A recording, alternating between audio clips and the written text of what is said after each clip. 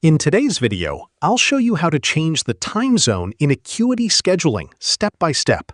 If your business operates across different regions or you want your booking times to stay accurate for clients worldwide, setting the correct time zone is very important. First, log into your Acuity Scheduling account and go to your dashboard. Once you're inside, open the Availability section from the left side menu.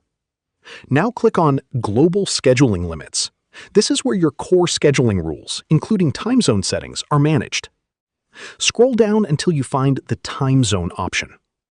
Click the drop-down menu and select your correct region, city, or time zone. Choose the one that matches your actual business location. After selecting it, click Save to apply the changes. Now your scheduling system will automatically adjust all future availability and appointments based on the new time zone. Next, you can control how clients see your schedule. You may have options like locking your business time zone, allowing clients to choose their own time zone, or automatically detecting their time zone.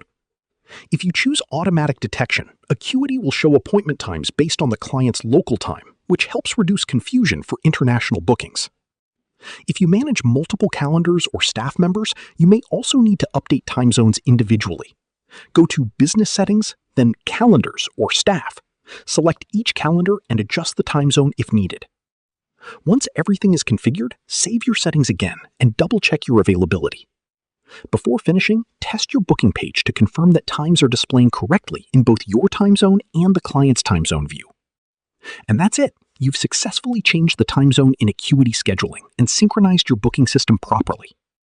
And that's how you change time zone in Acuity Scheduling. Share this video and subscribe for more helpful tutorials.